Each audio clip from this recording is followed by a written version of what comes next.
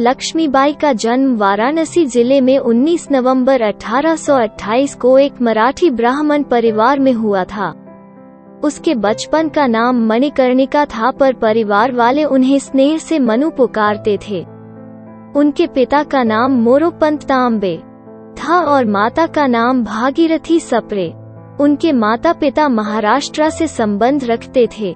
जब लक्ष्मीबाई मात्र 4 साल की थी तभी उनकी माता का स्वर्गवास हो गया। उनके पिता मराठा बाजीराव की सेवा में थे।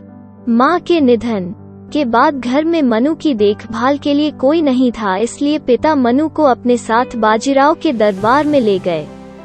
वहां मनु के स्वभाव ने सबका मन मोह लिया और लोग उसे प्यार से छबीली कहने लगे। शास्त्रों की शिक्षा के साथ साथ मनु को शस्त्रों की शिक्षा भी दी गई।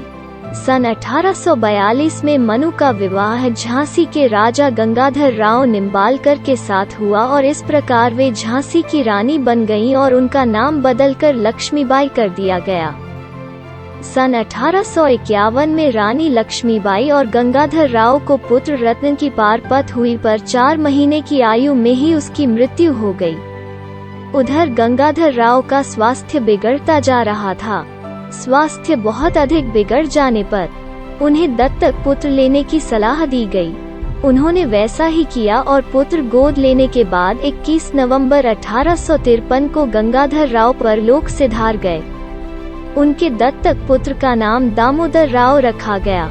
ब्रिटिश इंडिया के गवर्नर जनरल डलहौजी की राज्य हड़प नीति के अंतर्गत अंग्रेजों ने बालक दामोदर राव को झांसी राज्य का उत्तराधिकारी मानने से इनकार कर दिया और डॉक्ट्रिन ऑफ लैप्स नीति के तहत झांसी राज्य का विलय अंग्रेजी साम्राज्य में करने का फैसला कर लिया। हालांकि रानी लक्ष्मीबाई ने अंग्रेज वकील जॉन लैंग की सलाह ली और लंदन की अदालत में मुकदमा दायर कर दिया, पर अंग्रेजी साम्राज्य के विरुद्ध कोई फैसला हो ही नहीं सकता था, इसलिए बहुत बहस के बाद इसे खारिज कर दिया गया। अंग्रेजों ने झांसी राज्य का खजाना जब्त कर लिया और रानी लक्ष्मीबाई के पति गंगाधर राव के कर्ज को रानी के सालाना खर्च में से काटने का हुक्म दे दिया। अंग्रेजों ने लक्ष्मीबाई को झांसी का किला छोड़ने को कहा, जिसके बाद उन्हें रानी महल में जाना पड़ा। 7 मार्च 1854 को झांसी पर अंग्रेजों का अधिकार कर लिया। रानी लक्ष्मीबाई ने हिम्मत नहीं हारी और हर हाल में झांसी की रक्षा करने का निश्चय किया। अंग्रेजी हुकूमत से संघर्ष के लिए रानी लक्ष्मीबाई ने एक स्वयंसेवक सेना का गठन प्रारंभ किया। इस सेना में महिलाओं की भी भर्ती की गई और उन्हें युद्ध का प्रशिक्षण दिया गया।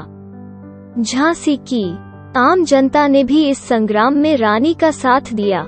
लक्ष्मीबाई की हमशक्ल झलकारी बाई को सेना में प्रमुख स्थान दिया गया। अंग्रेजों के खिलाफ रानी लक्ष्मीबाई की जंग में कई और अपदस्थ और अंग्रेजी हड़प नीति के शिकार राजाओं जैसे बेगम हजरत महल, अंतिम मुगल सम्राट की बेगम जीनत महल, स्वयं मुगल सम्राट बहादुर शाह, नाना साहब के वकील अजीमुल्ला, शाहगढ़ के राजा वानपुर के राजा मर्दन सिंह और तात्या टोपे आदि सभी महारानी के इस कार्य में सहयोग देने का प्रयत्न करने लगे।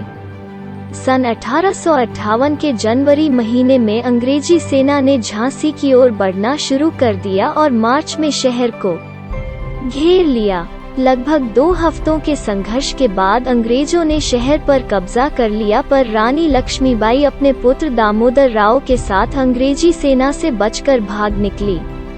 झांसी से भागकर रानी लक्ष्मीबाई कालपी पहुंची और तात्या टोपे से मिली। तात्या टोपे और लक्ष्मीबाई की संयुक्त सेना ने ग्वालियर के विद्रोही सैनिकों की मदद से ग्वालियर के एक किले पर कब्जा कर लिया। रानी लक्ष्मीबाई ने जी जान से अंग्रेजी सेना का मुकाबला किया, पर 17 जून 1858 को ग्वालियर के पास कोटा की सराय में ब्रिटिश सेना से लड़ते लड़ते वीरगति को प्राप्त हो गईं।